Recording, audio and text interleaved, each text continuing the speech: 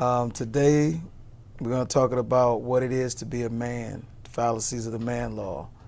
I'm Lawrence Tribble, your host. I have my co-host today, which is Michael Jones. He hails from Toledo, Ohio. A young brother I met when he was 10 years old, and mentored him. And he was in one of my programs, and I'm just elated to the young man he's become. And I have him here today for a reason. Number one, to validate the work I've been doing for 30 years.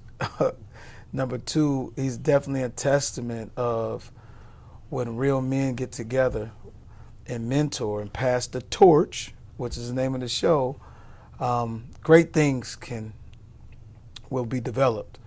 So again, today's session is about about manhood and what is a man, the qualities of a man. I'm going to start with what I used to believe a man was when I was younger, what my dad taught me manhood was about. And I would like to say a lot of it was just what he thought. A lot of them was just what I like to call the fallacies of the man law. What makes a man? I thought it was just being tough, not showing any emotion, really dominating women, being sexually promiscuous. That's part of dominating women, because men feel like the more women they sleep with, because men feel like they dominate women when they sleep with them, especially if it's not a committed situation. So those things, not being able to show emotion, those were the things that plagued my mind years ago, developing into a man. So the funny thing, my father passed away right after I graduated from college.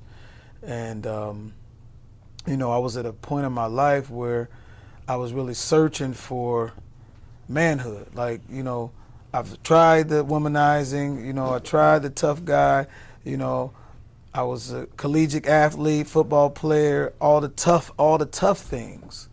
I was real tough. Relationships with women were just, I showed no emotion. And, I wasn't happy.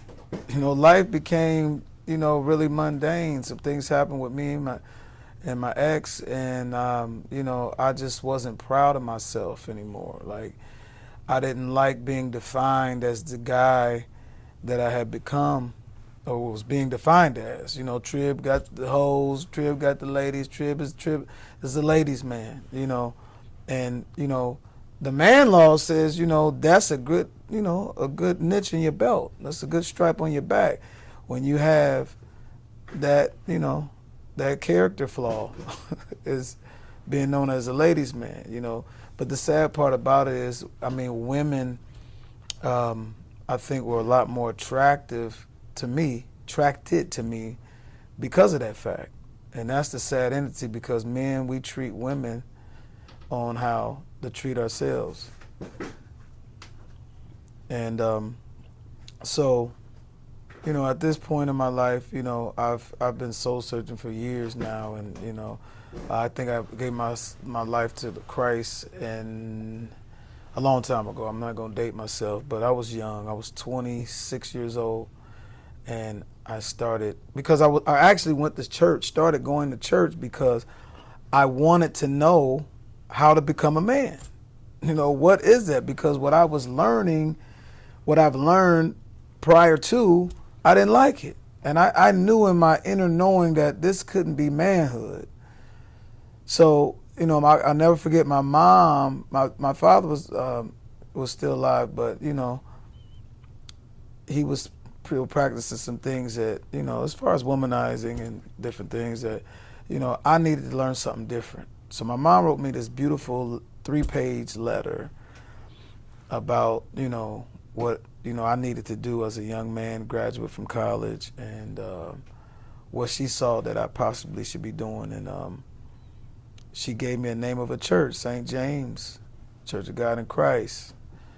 And at that church, my life changed. For the first time in my life, I was surrounded by men that were married with children, that had leadership positions outside of the church, VPs of different companies or what have you, have own businesses. I connected with one in particular, was a choir director, Derek Roberts. And at that time, I think he was like the educator of Ohio, and he started to mentor me. And he said, young man, if you listen, pay attention, and follow my lead, I can cut 20 years off your life. So at 20, you can walk into things as a 40-year-old man. And it was a fight initially because I didn't know what I didn't know. And I thought that, I did know, even as far as grammar. I remember him teaching me a lot, even on how to speak and how to be taken serious as a man. But he gave me a book to read by Miles Monroe. It's called The Power of Purpose. And it changed my life. Oh my God. It changed my life. And I started looking at life differently, and I started moving differently. And so from that point on, seeing these other men and then talking to these other guys, I was thirsty to learn what a man was. How do you act? How do you respond to a woman? How do you respond to, when your emotions is going wild? How do you respond as a man? Because as men, young boys, we want to emulate other men. And that's why I feel like it's a lot of violence in today's society, or a lot of mishandling of women and other young men, is because we're emulating what we see. And what are we seeing? Social media. What are we seeing? What are we seeing in the news? What are we seeing in movies? How are black men portrayed? And that's the teacher. And see, we take for granted that how we grew up, we take for granted that somebody is getting taught the way we were. Even though I feel like my dad was a man of integrity, but him and my mom split up when I was in the first, second grade. So he lived a single man life, and those things that he was doing, I watched very close. And to me, a lot of those things didn't exemplify, manhood. He was definitely homophobic. He didn't believe in, me wrestling with my brothers. Men don't wrestle men. It was just a lot of old school things and phobias or what have you. So, I learned a lot. I learned a lot, and in that process, and as I move forward and start developing as a man, my whole goal was I need to do something different. I was a school teacher at Scott High School. Actually, I subbed throughout the whole Toledo system, Toledo, Ohio. And then I had my own classroom at Scott High School, where I started track coaching and mentoring young men.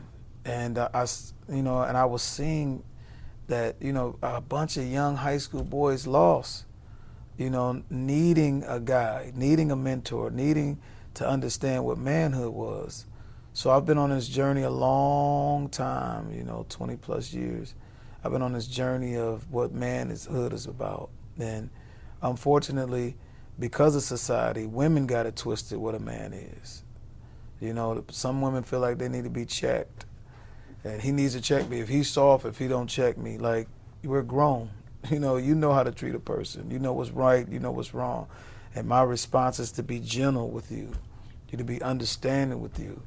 And if, you continue to disrespect, my job is to walk away, But at first, but not at first giving leeway, giving a chance for understanding and figuring out where that woman's coming from and why the disrespect is there in the first place. And a little training about myself, I had group homes for at-risk youth.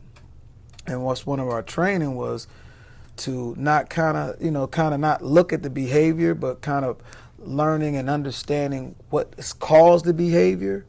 And for me, that kind of led off into grown-up relationships, which I still think is a good quality, not for a significant other, but as, a quality when you're judging other people, grown people, that it's never the action. It's always something that caused the action.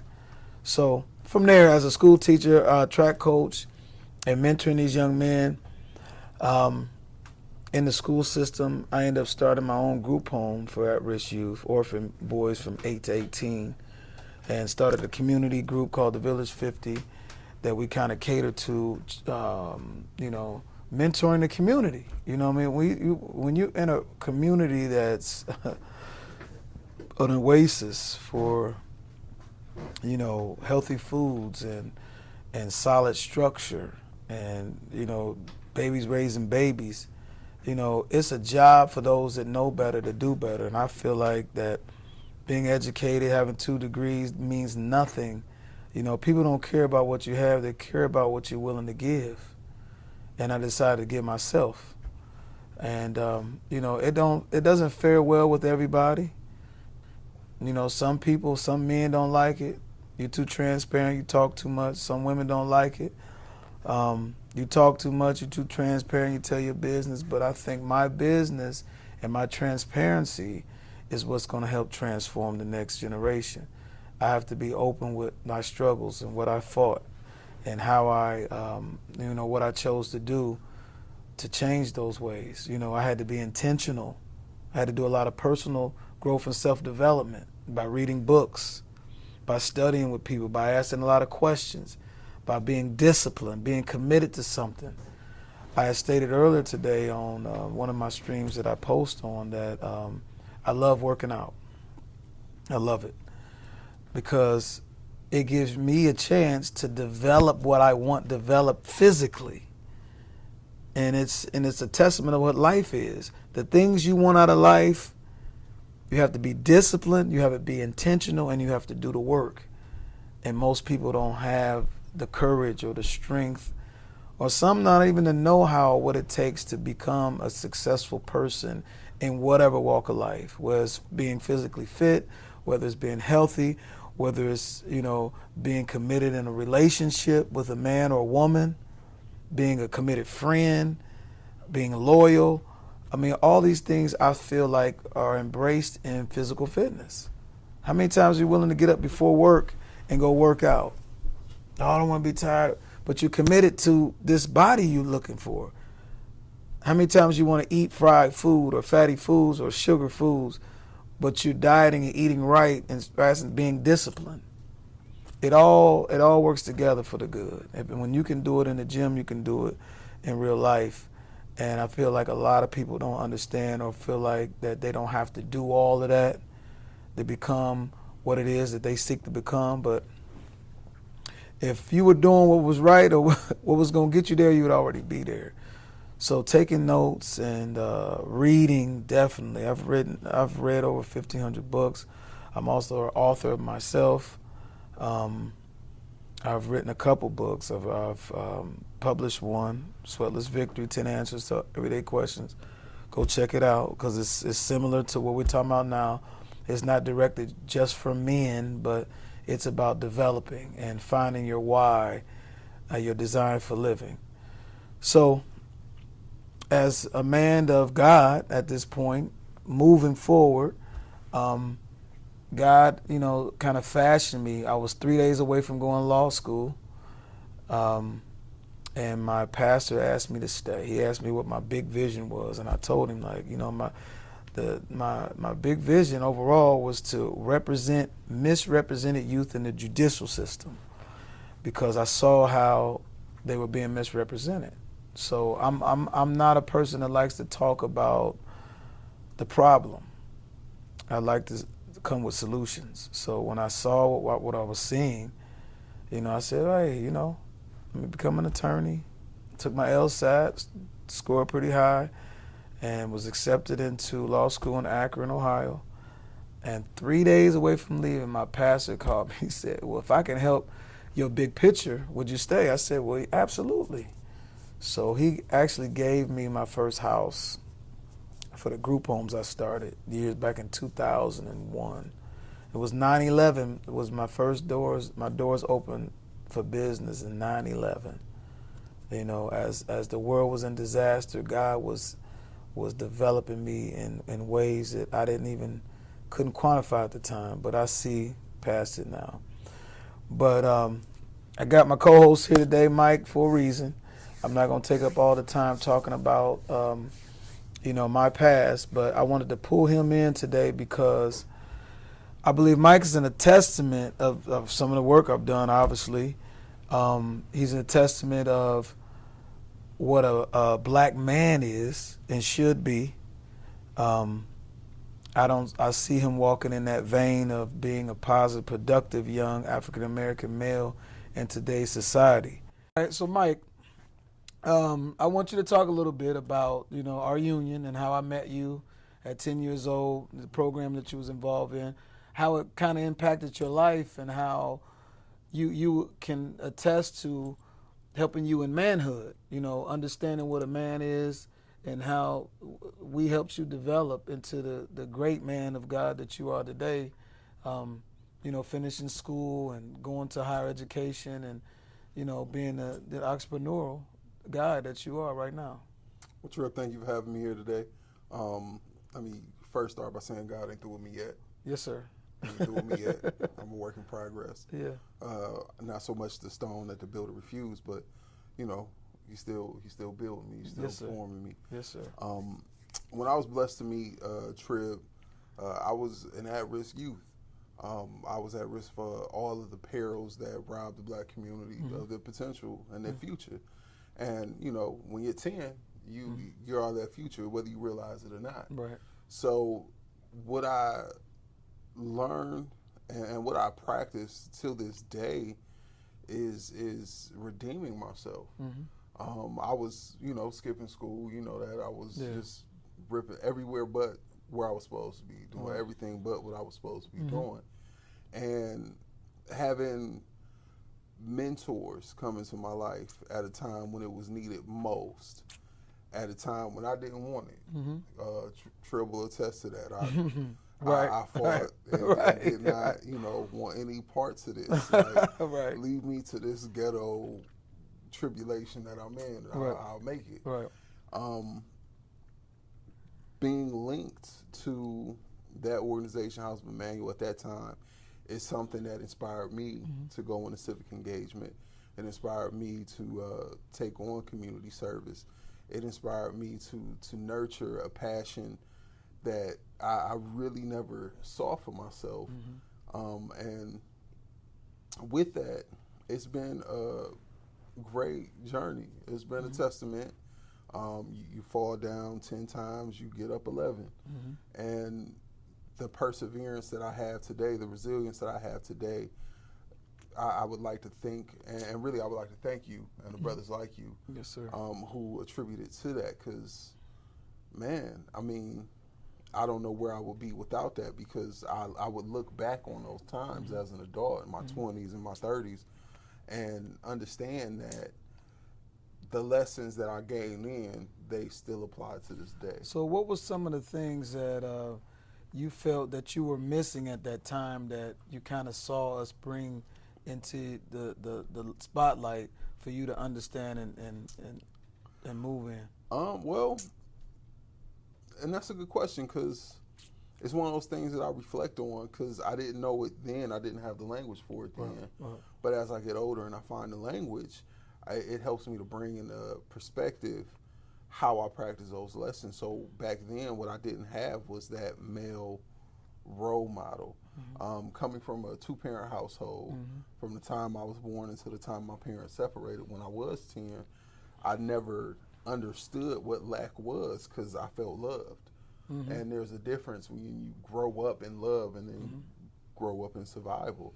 So when I was 10 and my parents separated, it just was a whole transition that I wasn't equipped for, I wasn't ready for, and my young, fragile mind just had to make the best of a bad situation. So you said you came from a two-parent home, so your father was in your life. Oh yes, Alvin Jones, God bless his soul. He was the father that I'm proud to have had, my first hero, and yeah, he gave me the lessons that he could give me while he was here on this earthly plane. Okay. So you thought that, so why were you in our program? What brought you to our program? Oh, this is gonna be a fun one.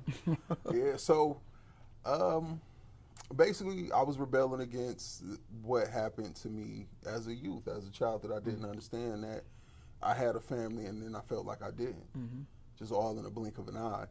And it started with, you know, skipping school maybe here and there, you know, to get away from the gang culture, the gang violence, you know, the despair that I wasn't used to. And then also, you know, it was a maladaptive behavior, we can call it that. Right. I mean, let's call a thing a thing. That's what it was. Right. I didn't know how to deal with, you know, the emotions that I was feeling, and my response was to separate myself and isolate from, you know, the other stressors and stress factors. And I would, you know, refer to it as Lord of the Flies. Being in middle school at that time, and you know, in the late 90s, in America as a black youth, you know, programs that exist now to curtail gang and community violence, they didn't exist on the same scale then. So again, that's why I have to express gratitude for the program, you know, House of Emmanuel and things like that that came into my life, because at that time I was just, you know, skipping school. It got to the point where, you know, 8th grade, I probably I definitely missed over 100 days of school. Yeah, I remember you were missing a lot of days of school, you know, kind of think you was, you know, running from gangs or something at school, or people trying to fight you every day or something like that. I mean, so being a youth in the late 2000s in Toledo, Ohio, gang culture was on the rise. And me being a 10-year-old boy, I didn't understand any of that. Like, it wasn't, you know, anything I ever had any contact with. So, me not understanding it, not wanting any parts of it, understanding, you know, I understood what I saw on the news, as strange as that may sound. I understood, you know, the concept of black-on-black violence, you know, gang violence, and all these things that plague our communities. I would see it, I would read the newspaper, and my young mind just couldn't, you know, understand it. But, you know, it instills a fear in you that, okay, if I pick this, it's surely going to equate to some form of death. So I made the resolute decision then it wasn't for me. However, there weren't any other outlets that were creative or productive that were alternatives, you know, that I could really provide. And so I spent a lot of my time, if I wasn't, you know, trying to emulate the behavior that my brother was displaying for my older brother, I would, you know, find solace in libraries and in books. So so during this time, you in school, you skipping school, whatever, where was, you know, the black adult influence, males, who were they in your life, and where were they at? I could probably count less than a handful of black male teachers that I had. One I distinctly remember, because I wouldn't skip his class as much, because it was a math class, and shout out to Mr. Jones at OSN, whatever you are. He really wouldn't put the pressure on me that society did at that point in time. I got you. Now, that's not to say that there weren't other male influences. I had a white science teacher, Mr. Frank. Shout out to him. I had him twice, once in middle school and once in high school. And I always remember him because I learned the most in his class because he made it fun. But even then, you know, with the cultural gap, it's just he would see it, definitely didn't understand it. I understand, you know, that looking back, but also didn't make me feel, you know, ashamed for it. So I mean, you know, to ask you a question on this, for other young African-American boys now, I'm talking about anywhere from like 12 to 18, 25. Coming up how you came up and not having any real role models, black influences in your life in a positive light, what would you say today's youth need from us black men? A real perspective, like a real perspective. These youth need us to be like so straight up, we're vertical. And I know I've catching flack for this because I'm a fan of giving young black men the game. Like, it's one thing to say don't sugarcoat it for them. When you say the game, hold on, because that could be interpreted several different ways. I know some street guys, it's like when they get a game, it goes back to that fallacy of the man law. What their definition of the game is not to be a snitch. You know what I'm saying? How many hoes you got? womanizing for sure. You know, not being soft, meaning you got to fight. How tough are you? So when you say giving them the game, what kind of game are you referring to? So when I say giving youth the game, I'm speaking from the perspective of a former treatment counselor. I'm speaking from the perspective of somebody who's done community service, who's completed community service learning projects, from the perspective of somebody who considers himself a serial entrepreneur. When I say giving them the game, I mean give them the knowledge and resources, whatever you have, whatever you've amassed throughout, your experience as a black man in America, of value, things of value, and I can't stress that enough. Things of value. That's a serious word.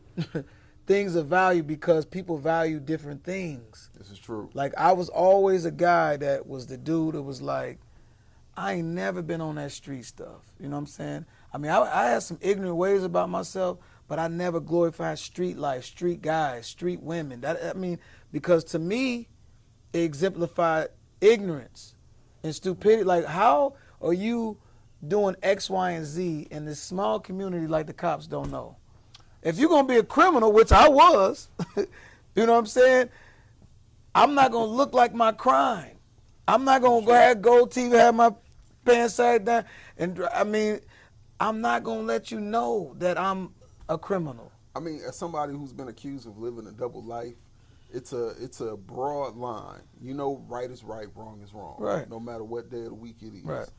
Circumstance, however, are gonna force you as a man. You talk about integrity. Right. Circumstances, adversity comes to push you to where you need to be. That's right. And your true character is gonna come out in times like that. That's right. Now, you understand as well as anybody, probably better than most, that where you come from, your environment is gonna inform how you act. It definitely does, and that's why podcasts like these are extremely important. I as you know, I was been a mentor for 30 years.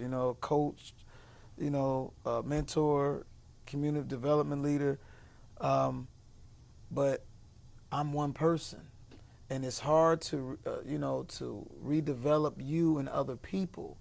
So the best way to do it is like the social media thing, the streamline. 1 million people could see me right now, see you right now, and we can have that type of impact. That's why this is serious to me. I was shook in my sleep. I couldn't sleep for days pondering over this. God telling me, you need to do this, you need to do this. You're qualified, you've got experience, you got wisdom, you got age, you got everything you need. You've done the work. I can call 100 kids in here right now. Well, you guys are not kids now, you're 37, but younger guys in here now that can tell them the same thing, tell you guys the same thing about me and who I've been, and my love language when it comes to developing young men, and why it's important to me. Because, I had, people in my life, but they weren't positive. But I learned, like you said, the game. I learned the game. I learned how to hustle. I learned how to lie, manipulate, not be true to my word with women. And, I was loyal to my homeboys, but I'm dogging women and lying and tricking them to have my way, which most men do today. And at this point, I feel like women don't even care. It's not even, you don't have to trick no more. It ain't about really lying, because, they're contractual. I mean, you give me money, I'm going to give you sex. Those are transactions. Give me sex, I'm going to give you money. Like, it's sickening, because women don't understand they're losing their soul every time they lay down with somebody for material reasons. You're losing your soul, like your value. Like, they don't even understand what that means. It's like, I thought I was just getting something from him. No, but you just gave away something, your most prized possession, for some material gain that's going to materialize. And most women that act that way don't even save, don't even build nothing with it. No, it's just like selling drugs. They burn as fast money. They just burn it up.